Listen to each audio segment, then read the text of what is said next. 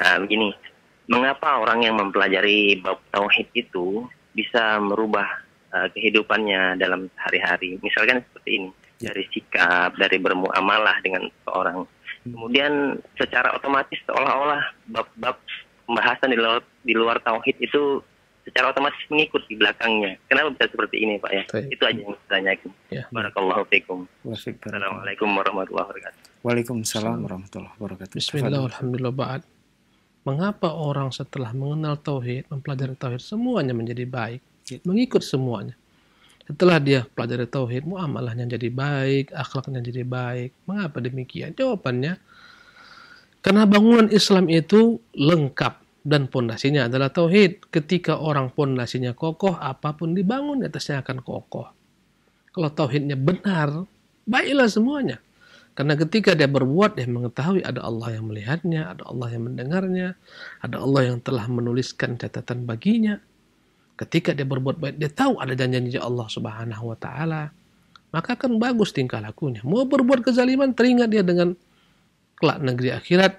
Adz-dzulmu dzulumatun yaumal qiyamah. Kezaliman berbuah kegelapan di hari kiamat. Maka seketika dia berhenti. Teringat dia di sana, kelak di negeri akhirat ada yang namanya al-jisr al-mamdudu baina dhahril jahannam, ada jembatan dipanjangkan di atas neraka jahannam, as-sirat. Teringat di sana ada namanya qantharah, di ujung sirat itu qantharah. Akan diberhentikan semua manusia. Di sanalah akan sidang penghabisan sebelum masuk surga. Segala macam kezaliman akan disetop di sana. Akan dipertanyakan. Si fulan menzalimi saudaranya, si alan, semua berhenti. Dia pikirkan daripada aku nanti bermasalah di sirat, lebih baik aku di dunia aku selesaikan. Jika dia pernah menzalimi seseorang, seketika akan dia selesaikan perkaranya.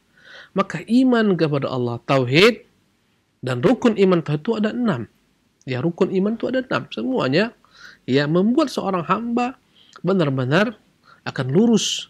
Dia tahu ada hari berbangkit. Andai kata datang musibah, dia tahu ada ketetapan iman kepada qadar dan qadar. Subhanallah. Dia tahu ada beriman kepada malaikat yang diantaranya dia yakin ada malaikat kiri kanannya yang mencatat amalannya. Dia beriman kepada Rasul yang dikirimkan kepadanya. Dia beriman kepada kita. Semuanya saling dukung-mendukung. Maka rukun iman ini dibangun atas 6 pilar. Jika seorang benar mengimaninya, sempurnalah hidupnya. Maka orang yang pelajari tauhid akan seketika mudah. Pada masa Abu Bakar Siddiq menjadi khalifah setelah pengganti Rasulullah SAW, hampir-hampir tak ada masalah. Umar tuh duduk setiap hari sebagai hakim pemutus perkara, tak ada yang bersengketa. Hampir 2 tahun Abu Bakar menjadi khalifah, tak ada orang datang mengeluh yang berselisih pada masa Abu Bakar Siddiq. Kenapa? Karena kuatnya ruh akidah tadi, ruh iman tadi, ruh tauhid tadi. Subhanallah. Bahkan bayangkan Rasulullah menyebutkan orang-orang dahulu yang imannya kuat. Ada 2 orang yang saling berjual beli dalam bermuamalat karena kuatnya tauhidnya kepada Allah Subhanahu wa Ta'ala. Si A membeli tanah daripada si B, tanah pun ditinggalkan, ya. Uang diambil, dia pun berangkat. Subhanallah. Si A ini memiliki tanah si B karena setelah dibeli, ketika dia gali terdapat dalamnya ada harta. Subhanallah. Maka dia mengatakan, aku beli tanah, aku tak beli harta ini. Datanglah dia kepada orang yang menjual si B. Hai B, dalam tanahmu ini ku dapati ada harta karun. Ini bukan harta yang aku beli, aku hanya beli tanahmu. Ambil nih harta, ini hartamu yang tertinggal. Kata si B, tidak, aku telah jual nih tanah semua dengan apa yang dalamnya. Kau ambil? Tidak, ini bukan hakku, aku hanya mengambil tanah. Mereka pun berselisih. Semuanya menolak harta benda tersebut. Karena iman. Datanglah mereka kepada hakim. Pak Hakim ini tak mau menerima, ini bongkahan tanah yang dalamnya menyimpan harta benda. Ini miliknya, saya tak membeli ini, saya beli tanahnya. Dia bilang, tidak, saya telah jual. Berselisih depan hakim. Wah, karena tak mau mengambil sesuatu yang bukan miliknya. Kata hakim, gini sajalah, kau punya anak perempuan, ya, kau punya anak laki, nikahkan itu untuk anakmu. Untuk mereka, selesai. Akidah, tauhid, iman. Seseorang disebutkan Nabi pada zaman sebelum kita, berhutang satu negeri, hutang yang lumayan besar, ya, tak berapa, mungkin 1000 dinar dia hutang, ya, kepada saudaranya, dalam keterasingan, tempat yang jauh. Berkata saudaranya, saudara seagama saja.